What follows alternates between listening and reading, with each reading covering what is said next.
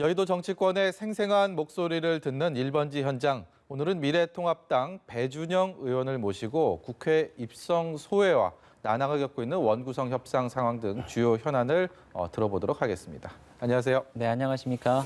초선 의원으로서 여의도 처음 입성하신 부분 일단은 축하드립니다. 네, 감사합니다. 네. 이력을 보니까요, 굉장히 네. 눈길이 갑니다. YS 정부에서 정무장관 비서로 입성을 하시고요. 그리고 김대중 정부, DJ 정부에서는 청와대에 또 근무를 하셨네요. 네, 그리고 네. 한나라당 국회 계속 근무하셨고 네. 이 다양한 초선 의원이지만 정치 이력으로서는 굉장히 다양한 경험을 하셨다라는 생각이 드는데요. 스스로는 어떻게 평가하십니까? 네. 이른바 정치에 입문한 지는 제가 꽤 됐죠. 그래서 그동안 보고 배우고 한 것이 많은데 제가 이번에 초선 의원으로서 활동하는데 큰 도움이 되리라고 생각합니다.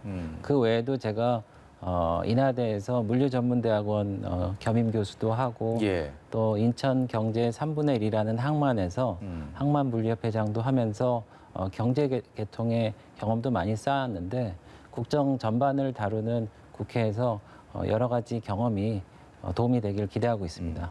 밖에서 이번 21대 국회 입성하시기 전에 20대 네. 국회 얘기를 많이 하는데요. 밖에서 네. 보실 때 20대 국회 어떠셨습니까? 특히 패스트트랙 정국에서 여야가 격렬하게 대치하고 그게 물리적인 충돌까지 이루어지고 국민들 눈살 씨뿌리고 그리고 심지어 수사기관에 또 수사까지 받고 있는 이런 상황들 다시는 되풀이하지 않고 싶다라는 제가 여야 의원들의 다짐을 많이 받아봤는데 네. 밖에서 보실 때 배준영 의원은 어떻게 보셨어요?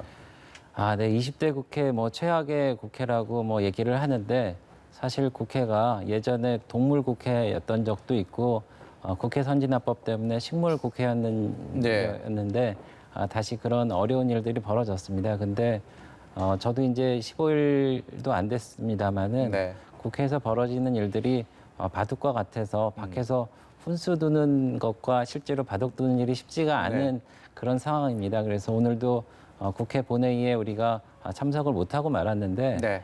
그런 여러 가지 상황이 있는 거를 감안은 하지만 어쨌든 국민의 눈높이에서 저희가 성실하게 의정 활동을 해야 된다는 그런 반면 교사로 삼고 싶습니다. 네, 자연스럽게 오늘 본회의 말씀하셔갖고 네. 오늘 2시에 이제 본회의가 열렸는데 네. 통합당에서는 김성원 원내수석만 의사진행 발언을 본회의장에서 했습니다. 다른 네. 이제 의원분들은 본회의장에 입장을 하지 않으셨는데 네. 그 시간 뭐 하고 계셨습니까? 저희는 그 건너편에 있는 예결위 회의장에서 기다리면서 나름대로 의총을 하고 있었고 사실 저희가 초선 의원으로서 본회의장에 들어가서 본격적으로 의정 활동을 정말 하고 싶습니다. 네.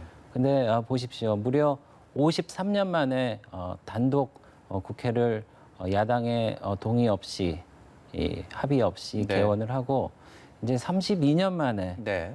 모든 상임위를 가져갈 수 있다. 그러면서 야당이 정말 그 견제와 규정의 마지막 마지노선으로 삼는 법사위를 이제 다시 가져가겠다. 이런 상황입니다. 그래서 이제 경기가 시작되는 룰을 정하는 지금 차원인데 이게 서로 신사도의 정신에 의해서 원만한 타협을 해서 시작하면 좋은데 참 불행한 일들이 벌어지고 있습니다.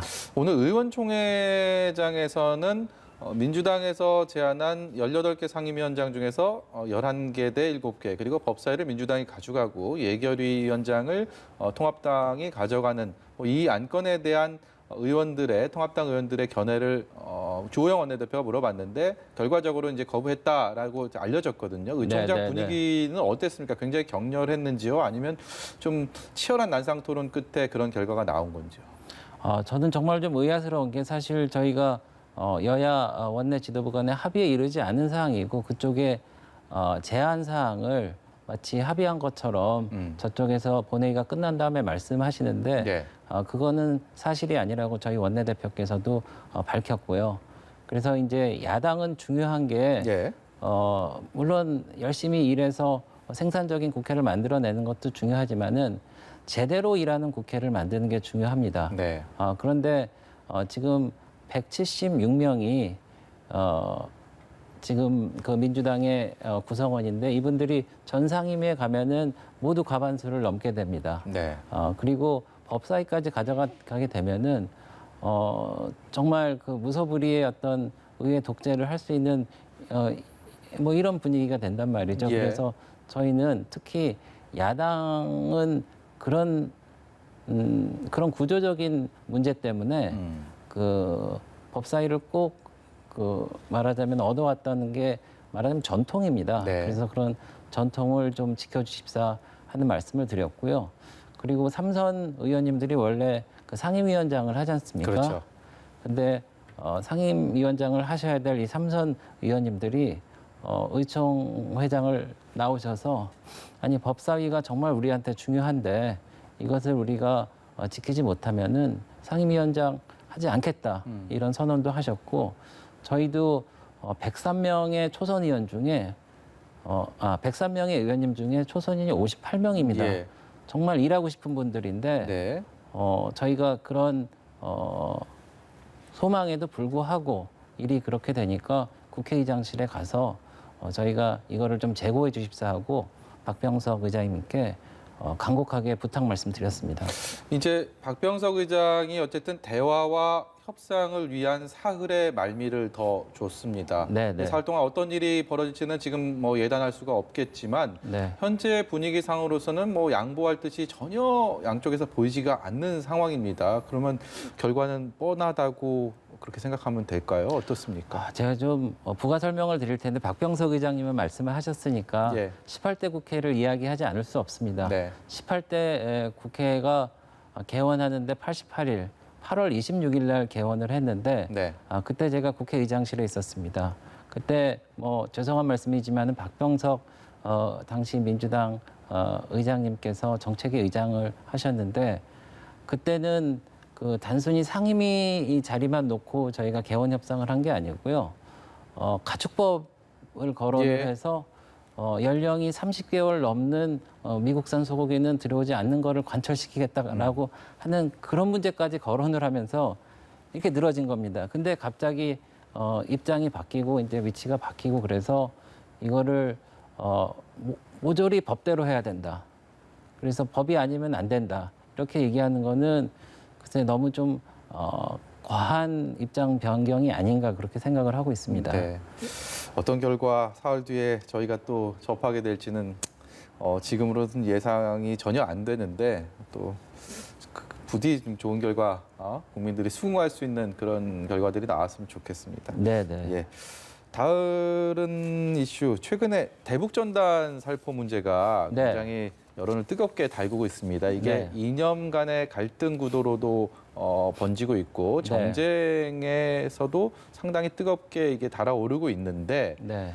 우리 배준영 의원 지역구가 인천 중구 강화군 옹진군이지 네, 않습니까? 네, 네. 여기도 접경 지역이라고 볼 수 있는 지역이고 만약에 북한에서 도발을 했을 경우에 지역 주민들이 피해를 받을 수 있는 그런 위험 지역 아니겠습니까? 네, 그렇기 그렇습니다. 때문에 이 대북전단 살포에 관해서 조금 더 특별한 견해를 갖고 계실 것 같습니다. 사실 저는 만감이 교차합니다. 사실 헌법상의 표현의 자유를 이제 정부에서 예를 들어서 뭐 남북 교류협력법이라든지 공유수면법이라든지 뭐 항공안전법이라든지 네. 이런 거를 재단해서 그렇게 처벌한다거나 뭐 이런 거는 네. 좀 지나치다고 생각하고 예. 근데 다만 저희 지역구가 연평해전 그리고 그렇죠. 연평도 포격 사건이 있었던 지역이고 천안함이 백령도 근처에서 예. 가라앉지 않았습니까? 그래서 정말 정부가 대북 정책에 있어서 좀 새로운 전기를 마련해서 주민들이 좀 더 안전하게 살 수 있도록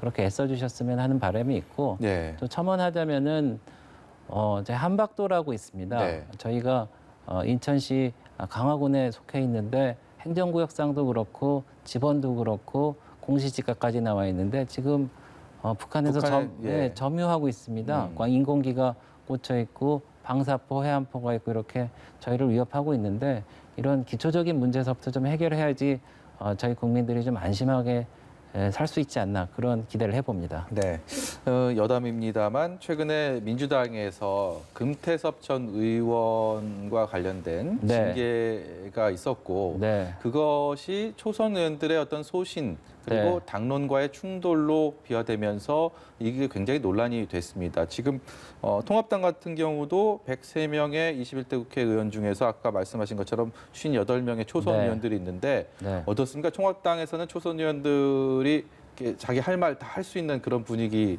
이번에 이렇게 형성돼 있다고 보십니까? 배준영 의원께서 네. 초선 의원이시니까. 네, 저는 그렇다고 봅니다. 먼저 금태섭 전 의원 사례는 굉장히 좀 우려스럽습니다. 네. 사실 국회법 114조 2항에 의하면은 정당의 어떤 의사에 귀속되지 않고 국회의원 개인의 양심에 따라서 네. 이제 하게 돼 있는데 예. 그거를 강제 당론을 안 지켰다고 해서 징계하는 거는 현행법을 위반하는 게 아닌가 저는 심각한 우려를 하고 있고요. 이제 뭐 법사위도 가져가고 모든 상임위 그리고 패스트트랙까지 하면은 정말 의회 독재가 시작되는 정말 울트라 패스트트랙을 뭐 깔지 않았나 네. 이런 우려까지 하고 있고 예. 우리 정당에 대해서 여쭤보시니까 저희는 너무 그 뭐랄까 그 수평적이고 좀 자유로운 분위기가 형성됐습니다. 그래서 네. 의총이나 비대위나 여러 회의 때 스스럼 없이 얘기하고요. 다선 초선 의원이든지 그냥 뭐 순서 없이 말씀을 하시고 네. 자리도 섞어 앉으세요. 예. 그래서 그런 자유분방한 분위기가 우리 미래통합당의 미래 그리고 민주주의를 좀 앞당기는 데 도움이 되리라고 생각합니다. 뭐 가슴 아픈 얘기로 들리시겠지만 연이은 전국 단위 선거에서 보수 정당, 통합당부터 해서 통합당의 전신 정당들이 연이어 참패를 하면서 패배를 네. 하면서 보수가 괴멸 위기다라는 그런 우려들도 나왔습니다. 네, 이제 네. 미래통합당에 정작 미래가 없다는 그런 쓴소리도 있었고요. 그렇기 때문에 지금 현재로서 어떻게 뭐 그 보수를 되살리고 네. 미래통합당의 미래를 살리기 위해서 어떤 것들이 가장 우선시돼야 된다고 생각을 하십니까? 그리고 본인은 어떤 기여를 하고 싶으십니까? 저희의 가장 큰 목표는 2022년 3월 9일에 있는 대통령 선거에서 승리를 하는 겁니다. 저희가 지난 총선 때 약 42%를 얻었는데 그분들을 정말 잘 모시고 한 9%만 확실하게 저희 편으로 끌어들이면은 저희가 정권을 획득할 수 있습니다. 그러기 네. 위해서는 저희가 외연을 확대를 해야 됩니다. 그러려면은 중도층 나아가서는 심지어는 진보의 영역에 있는 분들도 미래통합당이 매력 있다고 오시게 해야 되거든요. 네. 그래서 저희 김종인 비대위원장이 오셔서 기본소득이랄지 전일교육이랄지 데이터청이라든지 여러 가지 이슈를 던져서 이제 좀 공론화하는 분위기입니다. 네. 그래서 그런 노력들이 저희 당의 지지도도 높이고 정책정당, 수권정당으로서 바로 나갈 이런 이 기반을 만드는 거라고 생각하고요. 제가 이번에 당에서 대변인을 맡았기 때문에 네. 그런 노력들을 전파하고 그리고 또 사람들에게 희망을 주는 정치를 만들기 위해서 네. 저도 일조하고 싶습니다. 제가 마지막 질문을 드리고 싶었어요. 그러니까 당 대변인을 맡고 계시는데 네네. 이게 이제 기자들이랑 가장 접촉이 잦은 자리입니다. 그렇기 네네. 때문에 또 그만큼 다양한 평가가 나올 수 있는 자리고 네. 어떤 이유에서든 잘하고 싶으실 텐데 네네. 잘하고 싶기 위해서 어떤 노력들을 하고 계시고 네네. 나중에 혹시 뭐 지금 특별히 준비하고 계시거나 아니면 공부하고 계신 뭐 그런 부분들이 있는지 소개 좀 부탁드리겠습니다. 네. 제일 중요한 게 스킨십이라고 생각하고 그래서 가급적이면은 국민을 만난다고 생각하고 많은 저널리스트를 만나고 그리고 연배가 또 젊으시잖아요. 네. 그래서 같이 호흡할 수 있도록 젊은 생각을 갖고 하려고 하고 있고요. 그리고 저희 정당이 제가 지난번 선거에서 그 30대 미만 지지자들이 꽤 있습니다. 네. 그래서 나름대로 이제 젊은 생각을 갖고 이런 외연을 넓혀가겠다 이런 생각을 하고 있습니다. 네.